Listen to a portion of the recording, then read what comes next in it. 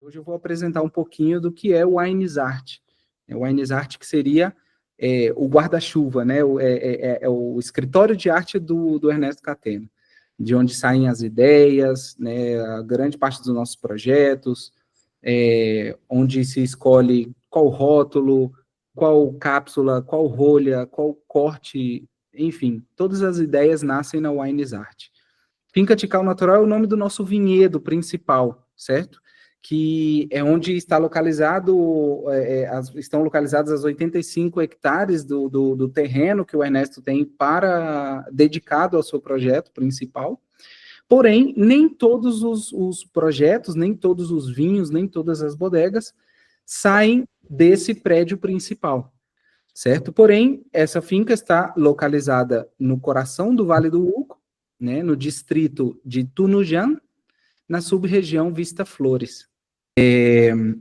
Essa é mais ou menos a imagem, né, o que seria o nosso vinhedo, a entrada do nosso vinhedo. Nós temos um vinhedo orgânico certificado, biodinâmico certificado. Somos pioneiros em viticultura orgânica e biodinâmica e natural aqui na Argentina, né? Comunicar esses métodos de elaboração, poder trazer essa viticultura sã, é um desafio enorme, mas eu acredito que devido a algumas condições também que nós temos de clima, a localização do vinhedo, a qualidade das uvas e também esse método, eu acredito que deu muito certo por causa desse conjunto de fatores. Sim, perfeito. Vamos lá, então, sobre a certificação orgânica, né? Eu acredito que é interessante a gente pensar como se fosse um triângulo, né? Onde a base, nós temos a viticultura tradicional, né? Os vinhos convencionais. Depois, a parte do meio do triângulo seria a viticultura orgânica. E mais acima, a biodinâmica, né? A viticultura orgânica, ela requer um certo cuidado. Nós temos alguns limites legais, nós temos alguns componentes da vinícola e alguns componentes de estrutura e produção que precisam ser respeitados, mas, assim, é uma viticultura muito linda. É difícil elaborar vinhos com esse controle de orgânico, mas é um desafio, como eu falei. Bom, sobre a certificação orgânica, nós temos 3 pilares, né, falando de orgânico. Precisamos estar atentos com o cuidado do solo, né? Eu acredito que o solo é o fator maior, né, de preocupação da viticultura orgânica, onde nós precisamos manter, né, e ter uma viticultura, um solo, né, uma microbiologia viva e sã. Fertilização do solo, sempre vamos falar sobre fertilização de origem natural, ok? Então, eu diria que é o primeiro pilar e um dos mais importantes da viticultura orgânica. Depois nós temos aplicação de agroquímicos, né? No vinhedo convencional, eu tenho uma série de agroquímicos que eu utilizo para poder combater algumas questões que vão surgindo, né? Combater alguma praga, algum fungo ou alguma erva daninha. Eu preciso ter um certo controle, porque ao invés de utilizar agroquímicos, eu utilizo várias coisas, mas entre elas barreiras naturais, eu preciso estudar muito bem o solo e o ecossistema, eu preciso ter uma pastura controlada, e aí vai. E tudo isso vai me ajudar nesse terceiro, no que seria o terceiro pilar, que é o cultivo de cobertura, que é fazer com que esse ecossistema funcione, né? Eu preciso ter outras plantas, não só vides, né? O vinhedo precisa ser rico em biodiversidade. Eu preciso ter, para esse cuidado, né? Eu preciso ter um controle dessas plantas e animais que estariam aí permeando esse ambiente, e tudo para que eu possa ter um resultado final, vinho, e um vinho são, né? Um vinho de qualidade.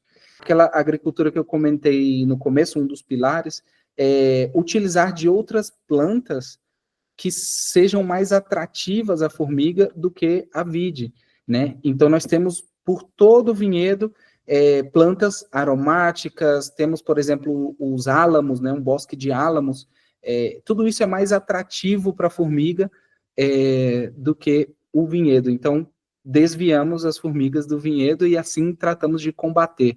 Isso é só um pequeno exemplo de uma das nossas batalhas, né, que nós temos diariamente. Os enxertos são feitos no americano para poder não ter a filoxera? Se está usando um enxerto americano ou pé franco? É pé franco, o vinhedo inteiro pé franco. Pé franco. Não tivemos problema, nunca, não sei, na verdade, de registros de filoxera no Vale do Uco. É pelas condições climáticas, né, não permitem desenvolver a filoxera, mas também faz parte da saúde gerada pelo trabalho orgânico e biodinâmico que não permite. Por isso que eu perguntei se é por causa do orgânico, do biodinâmico, né? Mas já fui em Mendonça e a maioria usa esse enxerto americano, né? Então, mesmo não tendo as condições climáticas lá não sendo favoráveis, mas fica aquele medo, né? Mas é legal. Exato. Mas o nosso vinhedo é justamente um pouco isso que o Pablo falou. A gente tem uma certa qualidade e sanidade do nosso solo e obviamente as condições, como eu falei, né? Estamos a 1.100 metros de altura.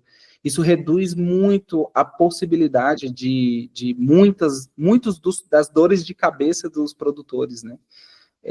Então, o fato de estar a 1.100 metros com um solo muito são, com uma capacidade regenerativa e uma microbiologia tão viva que a gente consegue combater muitos desses problemas, né? Vinícius, eu já servi o Chardonnay. Perfeito. E você pode nos falar dele? O Cabernet Sauvignon ainda não coloquei na taça. A garrafa já está aberta, mas esperando o momento para servir. Tá bom. Vou me servir um pouquinho aqui também para acompanhar vocês. Boa, é assim que dá certo. E tem uma consulta do Cacá. Eu queria saber especificamente o papel do sommelier no trabalho da vinícola. Qual é? Perfeito. Excelente pergunta. Boa pergunta. Bom, nós sommeliers somos comunicadores, né? Nós sommeliers tratamos de transmitir todo aquele cuidado, todo aquele trabalho feito no vinhedo, todo aquele cuidado e trabalho feito na bodega, para que o consumidor final, para que o público possa conhecer desses processos e poder viver um pouco através da experiência. Então, o sommelier, ele é basicamente o comunicador. Nós temos hoje uma estrutura na bodega bastante interessante, praticamente o que acontece nas grandes bodegas, né, em todas as bodegas, que seriam esses pilares, né? O engenheiro agrônomo, o enólogo e o sommelier.